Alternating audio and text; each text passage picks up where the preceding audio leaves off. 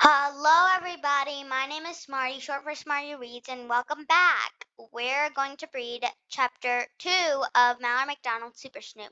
If you have not checked out Chapter 1, I'll link the video in the description box below, or you can go check out my channel and see it. But I think it would be much easier to click on the link in the description box below. And comment what your favorite book is. I forgot to mention that in the last episode, but mention what your favorite book is in the comment section below and make sure you like, subscribe, and share this video. And turn on the notifications bell so you'll be notified every time I post a new video. Let's begin. Mallory on a mission. It's Saturday afternoon and I'm on a Mallory mission. I just need one thing to make sure my mission is accomplished. And that one thing is named Marianne. I walk next door to my best friend's house. If my babysitter won't help me, I know my best friend will. I can already hear what she's going to say when I ask her if she wants to help spy on my brother Max and her stepsister Winnie. Count me in! I can't wait to find out what Max and Winnie are up to. Maybe we can dress up in disguises and follow them, or plant listening devices and video cameras in their rooms. If Max picks his nose or Winnie says something weird, we'll know. This is going to be fun, fun, fun. Then she'll fall on the floor, laughing and holding her sides like just the idea of it sounds like fun. I knock on the Winston's door. Lucky for me, Marianne's the one who opens it. Excuse me. Just who I was looking for. I motion Marianne to follow me to her room.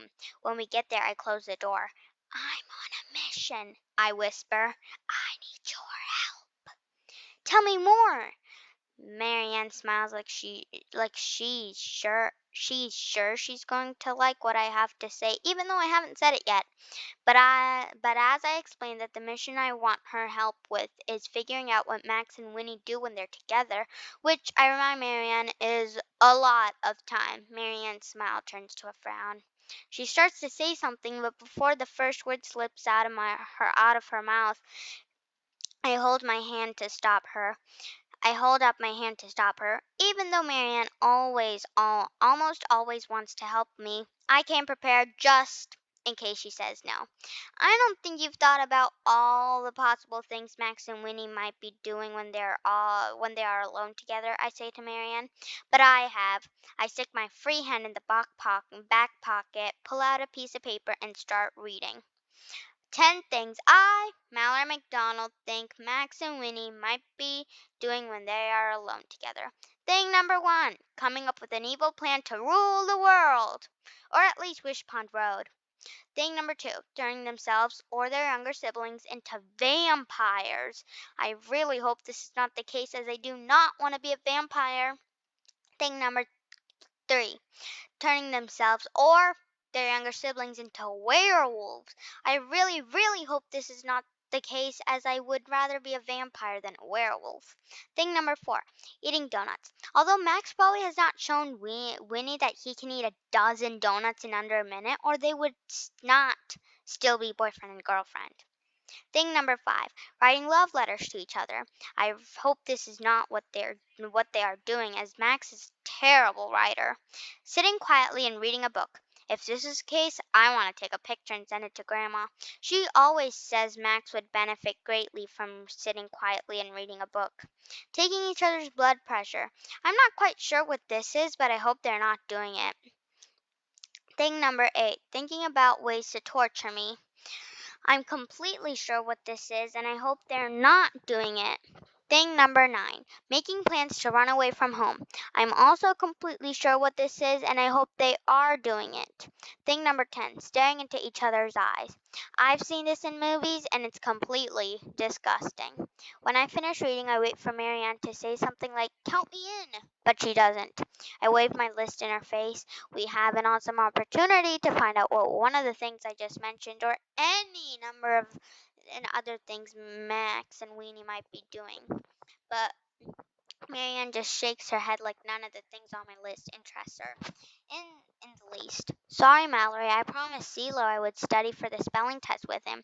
My mouth opened so wide you could stick a dozen donuts in it, and a vampire, too.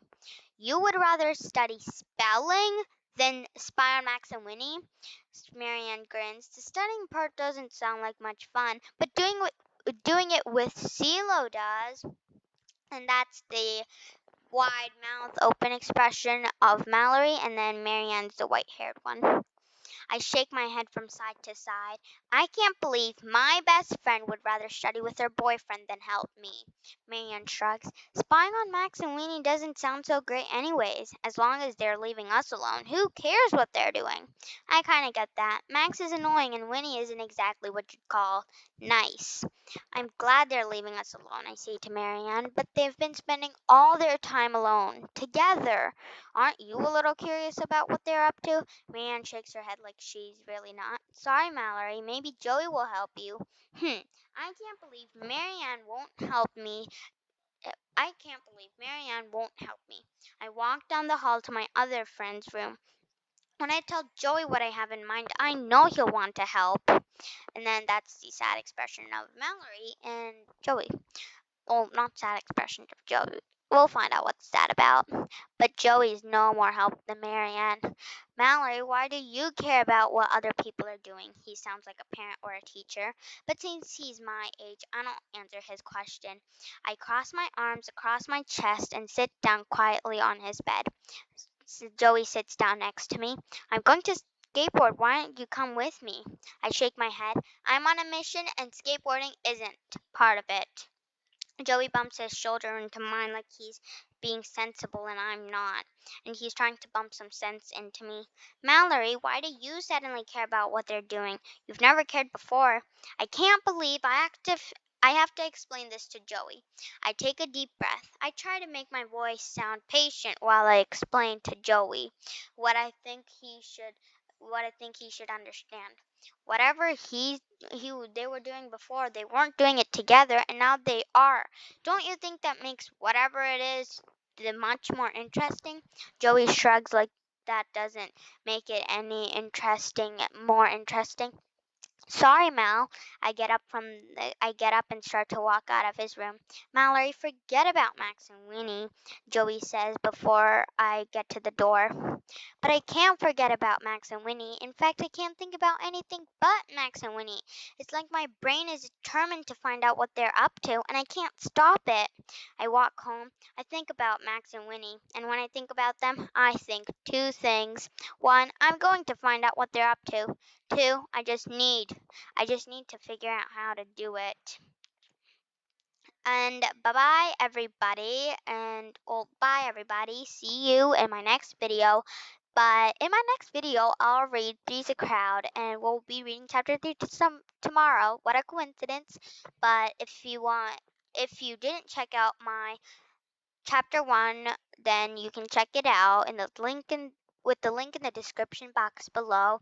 But if you did, no worries. I'll upload chapter 2, 3, 4, 5, 6, 7, blah, blah, blah later. And you've been such a wonderful audience. Make sure you like, subscribe, and share this video. And turn on the notifications so you get notified whenever I upload a new video. Bye-bye, and bye-bye, peace, and remember to read.